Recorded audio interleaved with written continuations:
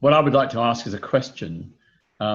We know that in many parts of the world, some of the many successes in recent years have been through the legal system. So the US Supreme Court just declared that discrimination in employment against LGBT plus people is illegal. India, the courts there declared the ban on same-sex relations to be unlawful.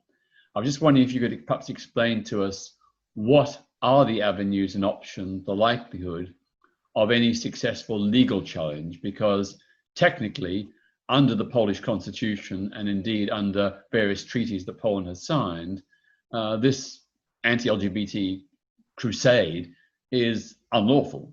So can you give us a take on that? Well, we are not lawyers, so we are not able to answer your question precisely, but what has been happening in Poland in the last 5 years under the Law and Justice government is then that the government managed to consolidate the legal powers under its power. It means that they basically undermined the rules of independent Supreme Court and Constitutional Court. They managed to remove all the independent judges and oppositional judges and put into the court, the Constitutional Court and the Supreme Court, their own judges and their own politicians. So this is the problem, that they have overtaken the Polish legal system. I mean, I am aware of the way in which the judicial system has been nobbled by the ruling party and that many independent judges have been purged. But I'm wondering whether, even despite that, the mere fact of bringing a legal case on constitutional grounds or on treaty grounds, on the grounds of treaties that Poland has signed, whether politically and I suppose ideologically, that would have an impact even if it didn't succeed. I mean, obviously it would be best not to go via the European Union because that's the big bogeyman. It'd be best to fight the case based on Poland's own constitution. That would be the strongest line of legal attack. And as I said, even if the judges ruled against the claim, the fact that you've done it will raise public awareness and provoke a debate, which will hopefully give yourselves and lawyers a platform to make the case that you want to make. Is that viable? Yes, yes, it's very important. Because we have an article in the Polish constitution which prohibits discrimination on any grounds. I mean, yes. this is the legal phrasing, that discrimination is prohibited on any grounds.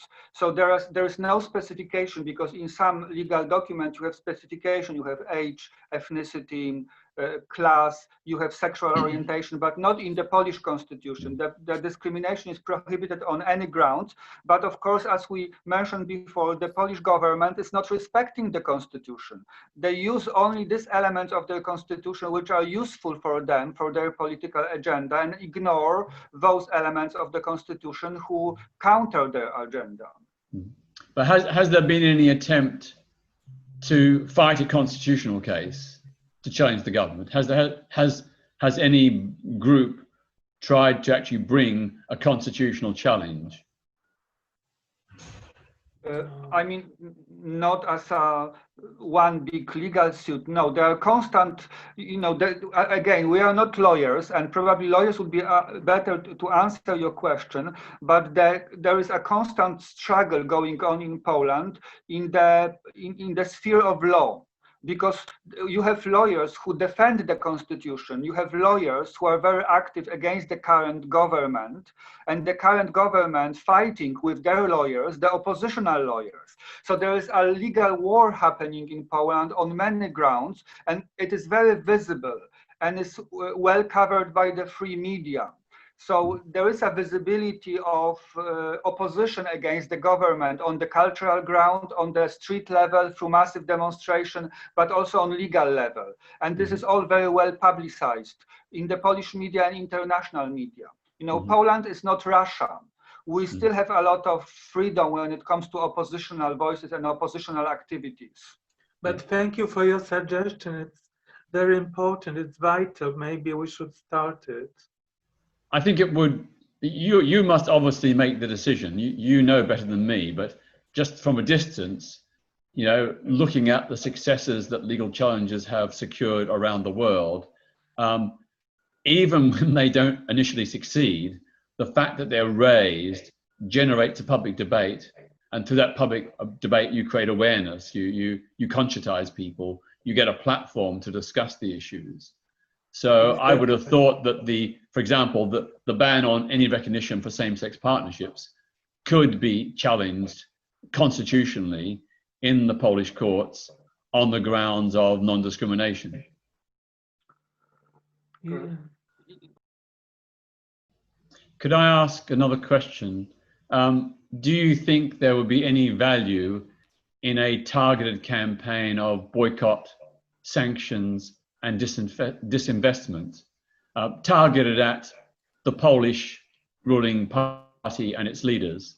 Do you think that might be a factor? Like, for example, an assets freeze, travel bans, things like that, which could be introduced by individual or collective EU governments? Well, it already happened in Britain. A couple of Polish politicians were not allowed to enter Britain because of their racist opinions. Mm-hmm. So it already happened. So yes. And yes, of course, it is very important because the government is afraid of two things. They are afraid of the massive demonstrations that are happening on Polish streets, and they are afraid of negative publicity abroad. Can I ask you, do Polish leaders or those involved in the ruling party have particular financial interests that could be targeted, like particular companies or firms, particular investments? We don't know. We can't answer these questions. We don't know. We don't know. Okay. What do you suspect, Peter? Well, I've read quite a number of reports that some of the leading party officials and government officials have quite extensive business interests. And maybe those business interests, if true, could be targeted. That would hit them in the pocket. Yes, this would work definitely, but we don't know about this. Is there any chance you could perhaps find out? Yes. So the government is very shady on the financial side as well. But what impresses me is how you feel that activism can go straight for the jugular, and that we need to see the big move, whether that's a challenge to the government on constitutional grounds or a campaign to hurt people in their foreign financial interests, things that we can do collectively from this country. And that's a shape to my thinking. You make me think like I'm just got a kind of rather small horizons compared to that, where you could really hurt a government. And so I'm impressed by that way of thinking that's very decisive and big scale. And I wondered if you could give us an example in this issue of how that kind of strategy has worked that you've been involved in.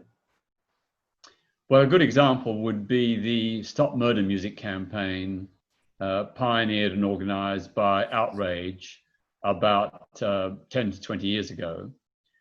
This was in response to an appeal from the Jamaican LGBT plus group, JFLAG, that groups around the world did something to call out 8 Jamaican reggae and dancehall singers that were putting out tracks to actually incite the murder of LGBT plus people. And this was happening with total impunity. JFLAG itself was very limited in its resources and connections, and was very fearful of the consequences if it took the lead. So an appeal was sent out. Outrage was the only group anywhere in the world to respond, and we said, yes, we will do it. So we did it at their behest. We set up a global movement to target those singers. The first step was to ask them to cease and desist their incitements to murder. When that didn't work, we began a campaign of organizing the cancellations of their concerts. So we targeted venues initially in Britain, but then we set up a global network where their concerts were targeted in Germany, France, the United States, Denmark, and so on. We got dozens of their concerts cancelled. It cost millions of dollars in lost earnings, and very quickly they came to the negotiating table. So there's an example of how an international campaign would work. I think what's needed here is a similar sort of, if you like, global coordinating body or group of people, or even just one person for that matter, who can set out the agenda of what needs to be done and then feed that out to groups all over the world where they can do local actions in their own city, in their own country.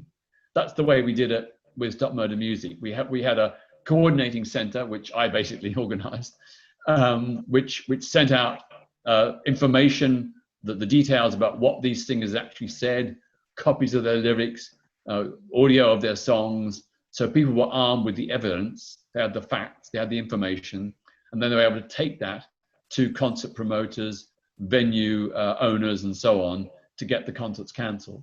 So that's, I would say that's the way, that's the kind of model that's probably needed.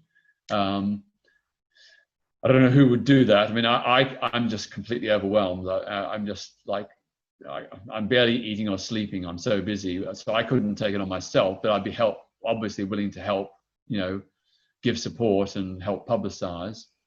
And of course, what we also did was make sure that what we were doing was very well publicized. So we sent it out to the LGBT plus press and the mainstream press all over the world and got a huge amount of media coverage, which was very, very embarrassing to these singers.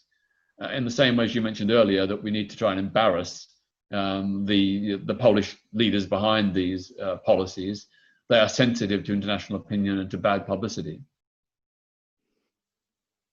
Yes, that's very, very new for me and extremely important. I think that's the avenue that we should take. We should collaborate and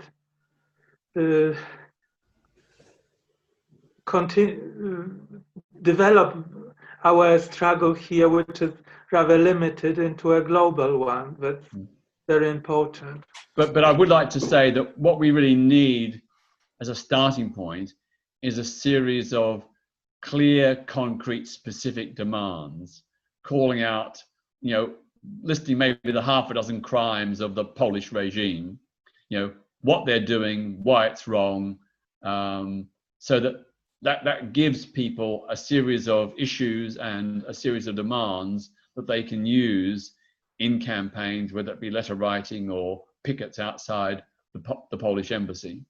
So I'd ask you to perhaps think about what those key demands would be, and then perhaps communicate them to us.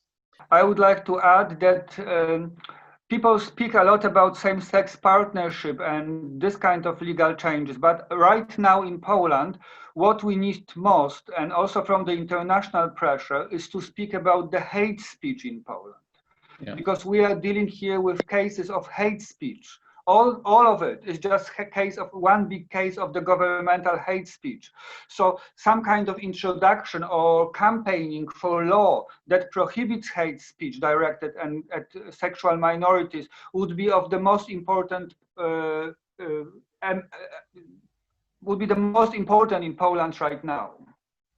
Agreed. And to pursue that campaign, we of course would need the evidence of who said what and when and where. So if you can provide Angus with that information, then we can start compiling it. Yeah. Thank you. Thank you very much. Thank you for being with us. Okay, my apologies that I have to go, but it's been great speaking to you all, and much admiration. You are heroes. You're battling under conditions of far greater adversity than we have in Britain or other Western countries. So my heartfelt salutations. Thank you. Thank you. Thank you.